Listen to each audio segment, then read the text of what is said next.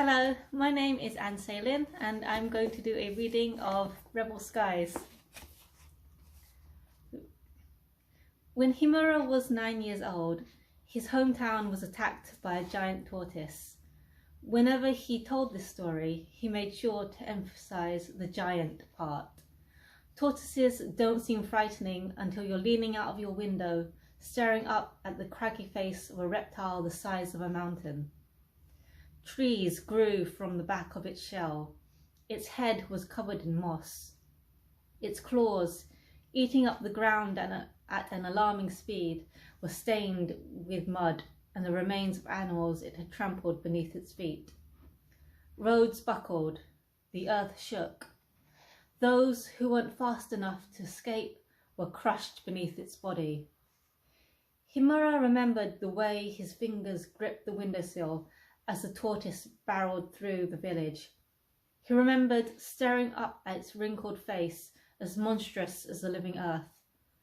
Beneath the layers of soil covering its shell, he could still see the yellowing folds of its body. Paper. The tortoise was made of paper.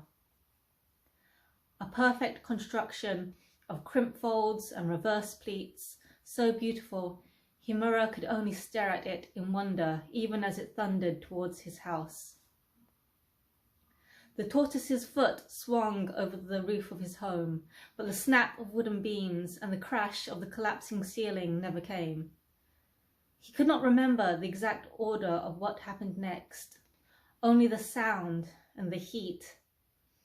A whistle screamed above him as something struck the tortoise's back, exploding into flames that licked up the creature's body faster than wildfire. When Himura looked up again, dark shapes filled the sky.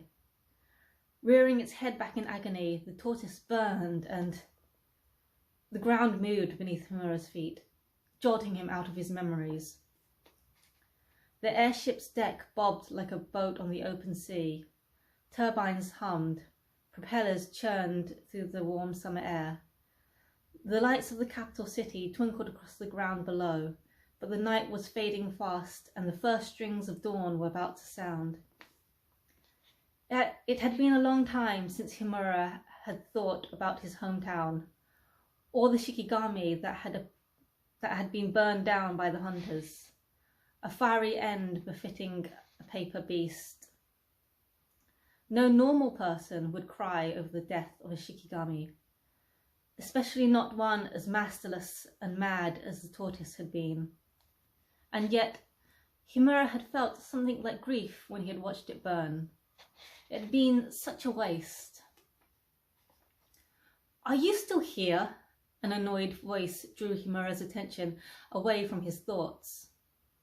He turned to find the airship's navigator clambering out of the ship's hatch and onto the deck. As she pulled herself up, Himura noticed that the rings beneath her eyes had grown darker. Both her hair and her kimono were in disarray, one a tangle of knots, the other a wrinkled mess. Sleep did not come easy when one had an entire airship to keep on course. Himura took a paper square from his pocket and balanced it on the tip of his finger. "I was thinking, Sayo." Without touching it, the piece of paper folded itself into an origami crane. "About a Shikigami I met when I was younger. Even though it destroyed my home, it was such a magnificent beast. I wished it had lived." He flicked the crane into the air and caught it, crushing it in his fist. When he opened his palm, the origami bird was in pieces. With a puff of breath, he scattered the scraps into the air. They billowed over the deck like petals of snow. Sayo snorted. "You only say that because you're a crafter. Most normal folk would be glad to see a Shikigami burn." With a flick of his fingers, Himura made the scraps of paper dance around his feet. Crafter. People had spat that word at him as though it were a curse. Others had whispered it in terror. But when Sayo said the word crafter, it was with the scorn of someone who knew Himura and was deeply unimpressed by him. Speaking of crafters, Sayo's gaze swept across the dawning sky. You should get going. You'll need to arrive at the Midori by sunrise.